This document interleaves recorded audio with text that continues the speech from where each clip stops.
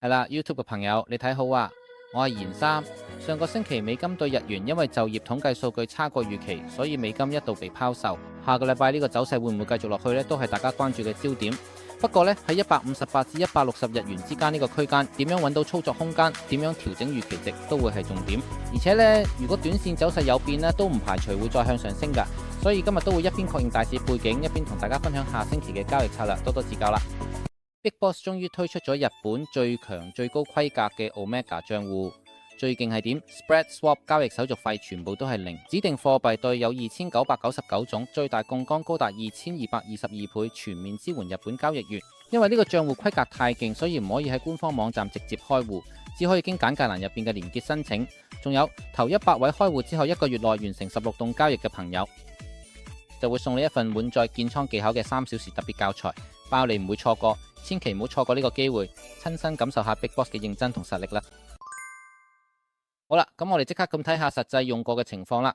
上個禮拜大家都關注2024年創下嘅最高價162日元，睇下可唔可以突破。不過結果嚟講呢，周線收市價都冇辦法突破到，而且呢個通道都冇辦法向上突破嘅，所以下個星期都要預咗會有反彈呢個可能性啦。睇住美元對日元個圖表去分析。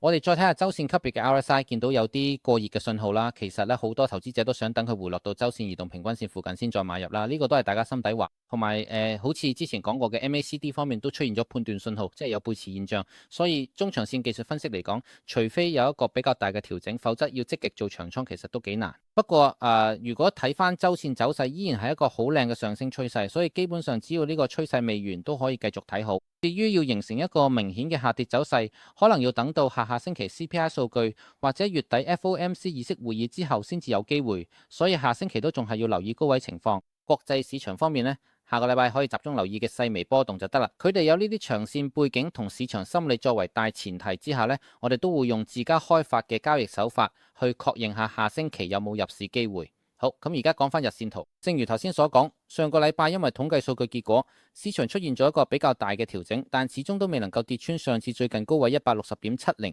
所以下個禮拜大家都會關注可唔可以突破呢個位。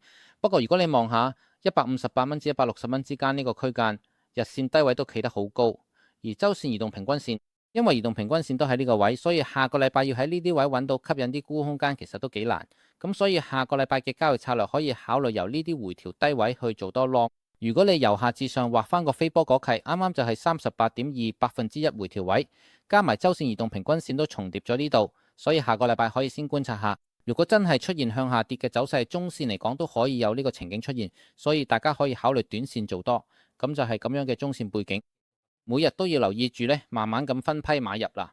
咁等陣間我會再講下更具體嘅步驟。好，咁而家睇下吉田呢張圖表。首先現時160蚊呢條支持線或者呢條趨勢線都仲有支持，所以下個禮拜重點就係睇下可唔可以突破呢個位。喺下個禮拜一，重點就係喺4小時圖嘅移動平均線補翻之後會有咩走勢，大家要特別留意。未來走勢方面呢，都有機會出現呢啲情況，亦有可能4小時圖嘅移動平均線被突破之後呢，再向上走一陣。所以星期一可以先喺4小時圖移動平均線附近觀察下雙方爭持情況。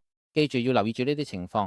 不過呢，正如頭先講過呢，日線圖嘅回調低位而家都冇比較高嘅層次，所以喺呢啲位做淡倉其實都幾難。如果真係要向下突破，其實用1小時圖都得。